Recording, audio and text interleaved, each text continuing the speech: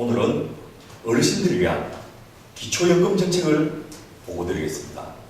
어르신들께서는 지난 2012년 대통령 선거 때 박근혜 후보와 문재인 후보가 서로 기초연금을 많이 주겠다라고 경쟁하는 것을 보셨을 겁니다. 그런데 바로 그 기초연금 정책을 우리 복지국가 소사이어티가 기한을 하고 처음으로 정치권에 정식으로 제안했다는 것을 혹시 여러분은 아시나요? 그 당시에 그 엄청난 재원이 드는 기초연금 정책을 어떻게 하느냐라고 모든 정치인들이 반대를 했었습니다. 그것은 무책임한 정책이고 파퓰리즘 정책이라고 이야기했습니다. 하지만 우리나라의 상황이 어떻습니까? 670만 명의 어르신들이 계십니다. 전체 인구의 12%가 노인입니다. 그런데 이들 노인의 75%가 자기 개인 소득이 하나도 없이 자녀들이 주는 이전소득, 용돈으로 생활을 하고 계십니다. 그러다 보니까 노인 부양은 이미 자녀들의 큰 고정 지출 중에 하나가 되어버렸습니다. 그리고 이들 어르신들이 75%를 지원을 받아도 전체적으로 노인 빈곤율이 49%나 됩니다.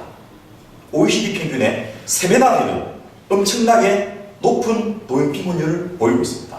소위 말해서 OECD 국가 중에서 대한민국 노인들이 가장 가난하다는 이야기입니다. 그러니까 어떤 일이 벌어집니까? 내수가 엉망입니다. 재래시장이 살아나지가 않습니다. 전체 수출은 부가치 생산의 75%를 차지함에도 불구하고 내수는 25%밖에 되지 않습니다.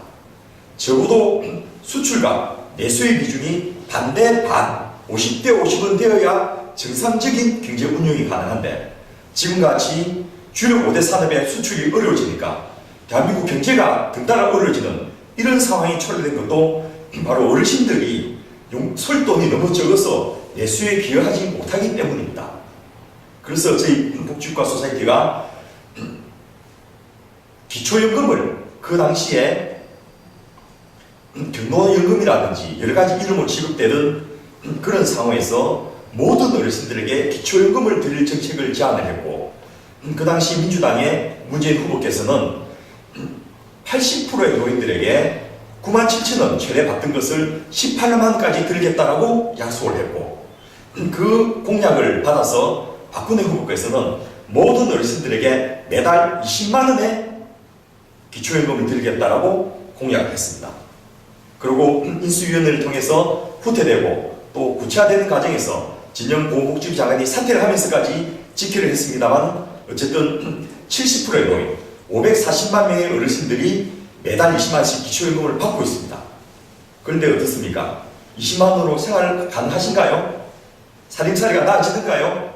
아니지 않습니까?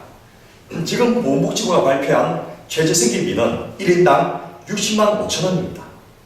그래서 저희 복지국가 당은 모든 어르신들에게 최저생계비에 해당하는 60만원의 기초연금, 연대연금 정책을 제안을 드립니다. 물론 지금 기초연금을 하는데도 매년 13조 원이라는 엄청난 비용이 들어갑니다. 60만원씩 드리려면 추가로 26조 원이 더 필요합니다. 쉽지 않은 정책입니다. 하지만 어르신들에게 60만원씩 드리면 어떤 일이 벌어질까요?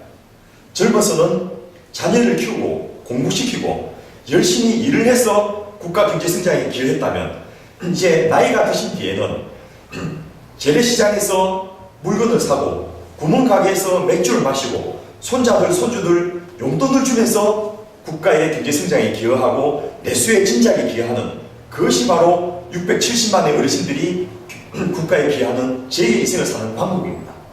내수를 살리고 경제를 살리는 복지국가 정책이 바로 여기에 있습니다. 물론 한꺼번에 갑자기 그것을 시행하자는 것은 아닙니다. 단계별로 인상을 하면서 국민연금과 상충되지 않도록 제도를 잘 준비해야만 합니다. 하지만은 기초연금을 연대연금으로 바꾸고 매달 60만원씩 드릴 때 어르신들은 당당하게 대한민국에서 즐겁게 살아갈 수 있게 되고 자녀들은 매달 부모님들에게 드려야 될 생활비 용돈에 대한 부담을 줄 수 있고 내수가 살아나고 경제가 활성화될 수 있습니다. 복지국가 정책은 복지국가 정책으로 경제를 살리는 바로 복지정책을 넘은 경제성장 정책이고 국가발전 전략이라는 것을 다시 한번 말씀드립니다. 감사합니다.